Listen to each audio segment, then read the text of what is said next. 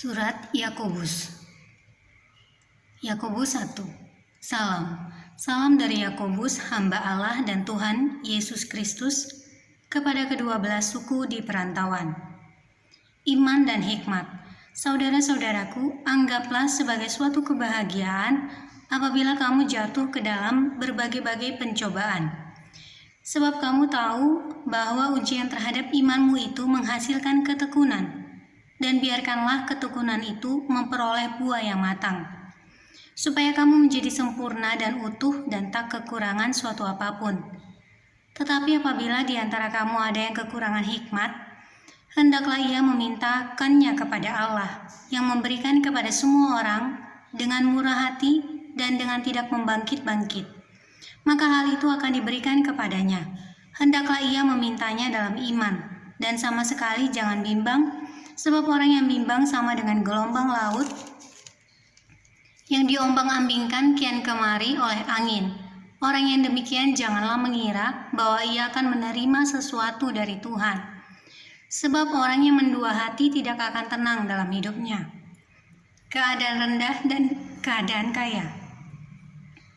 Baiklah saudara yang berada dalam keadaan yang rendah bermegah karena kedudukannya yang tinggi, dan orang kaya karena kedudukannya yang rendah, sebab ia akan lenyap seperti bunga rumput, karena matahari terbit dengan panasnya yang terik dan melayukan rumput itu, sehingga gugurlah bunganya dan hilanglah semaraknya. Demikian jugalah halnya dengan orang kaya, di tengah-tengah segala usahanya ia akan lenyap. Pengujian dan pencobaan. Berbahagialah orang yang bertahan dalam pencobaan, sebab apabila ia sudah tahan uji, ia akan menerima mahkota kehidupan yang dijanjikan Allah kepada barang siapa yang mengasihi Dia. Apabila seorang dicobai, janganlah ia berkata pencobaan ini datang dari Allah, sebab Allah tidak dapat dicobai oleh yang jahat, dan Ia sendiri tidak mencobai siapapun. Tetapi tiap-tiap orang dicobai oleh keinginannya sendiri, karena ia diseret dan dipikat olehnya. Dan apabila keinginan itu telah dibuahi, ia melahirkan dosa. Dan apabila dosa itu sudah matang, ia melahirkan maut.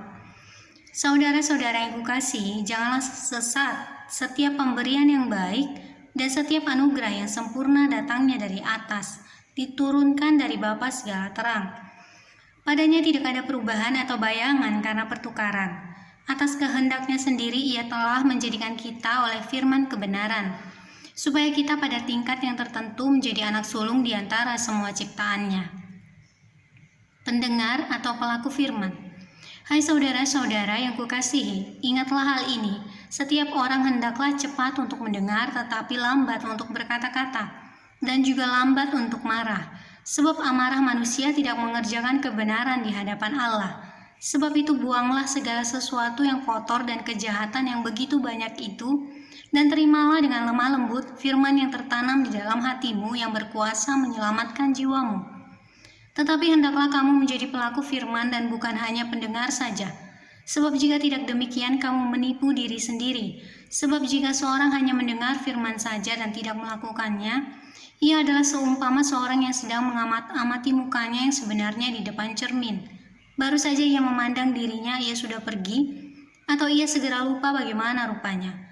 Tetapi barang siapa meneliti hukum yang sempurna, yaitu hukum yang memerdekakan orang, dan ia bertekun di dalamnya, jadi bukan hanya mendengar untuk melupakannya, tetapi sungguh-sungguh melakukannya, ia akan berbahagia oleh perbuatannya.